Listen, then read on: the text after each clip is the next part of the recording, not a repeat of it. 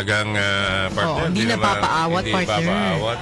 Ilang araw na lang talagang matindi na yung nangyayari, no? Kaliwat kanan ng mga sumbungan. Correct. Pakuhanan ng mga Video, ebidensya. nawawala na yung love for one another, partner. Ano na ang nagiging ngayon? Mas nananaig. Hindi na love, partner. Ano? Siraan na. Di ba? Nawala na yung love. So meaning, mga kaibigan, yan ang problema natin ngayon. Kasi sabi ng Panginoon, if you wanna be my disciple, you have to love one another. Diba? At sinasabi rin niya na kung disipulo kita or gusto mong tawagin kitang disipulo, if you have to love ang kapwa-tao mo.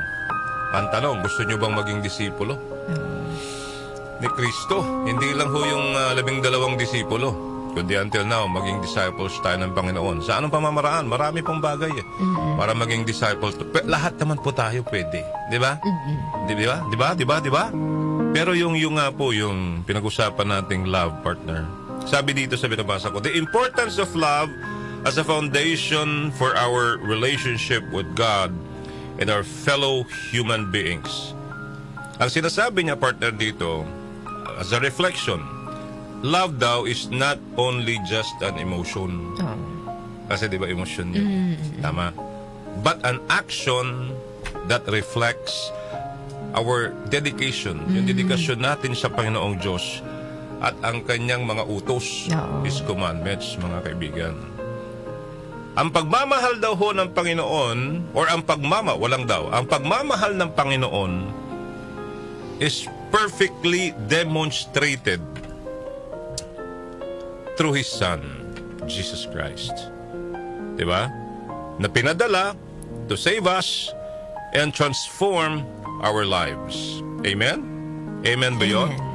So bilang mga anak ng Diyos, we are called to embody itong pagmamahal na ito na tunay, partner, genuine.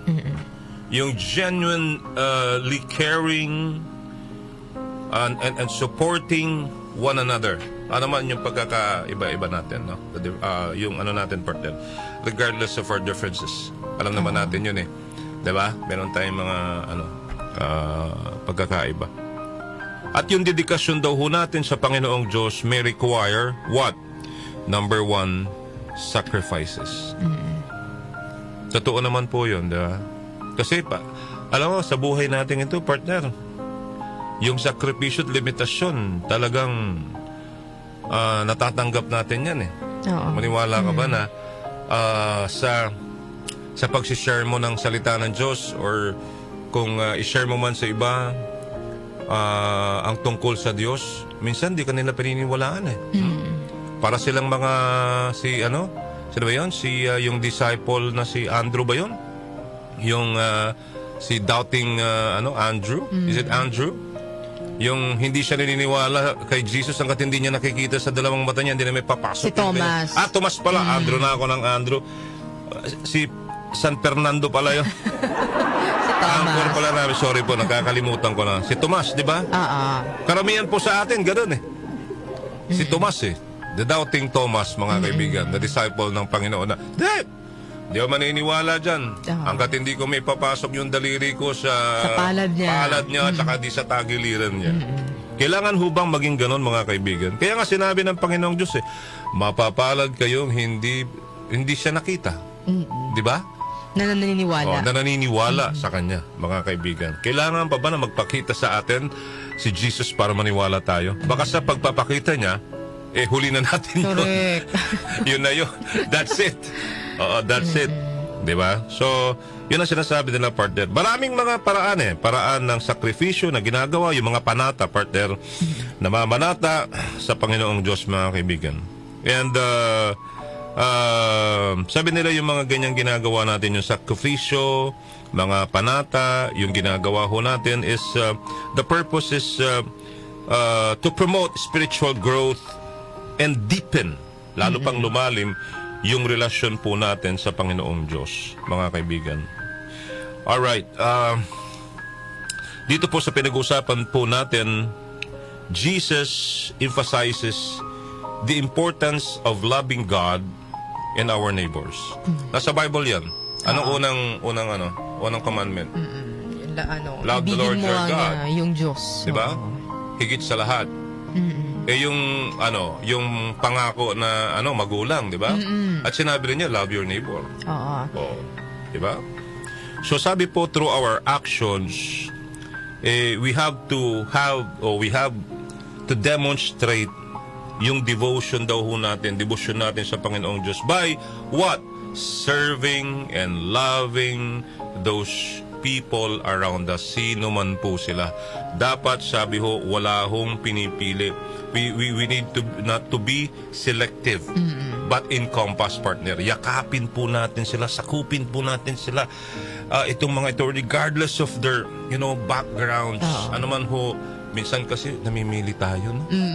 Yung pinipili lang natin na mahalin, pinipili natin kaibiganin, yung alam mong, totoo naman. pero yung mga nasa ilalim na alam natin walang kakayanan, sila yung naiiwan. Tama? Kumbaga, hindi natin sila masyadong pinapansin, no? Okay? So for today, as a reflection, let us pray for the strength and wisdom to love as God intended. May the Holy Spirit guide us all to be true ambassadors of God's love, inspiring others to embrace this divine calling. Tandaan po natin, mga Kenyuzik, that love is the tanda, the hallmark tanda of a true disciple of Jesus Christ. Let us all strive to be known by the love we share, reflecting the light of God in this world, and keep ourselves in the love of God.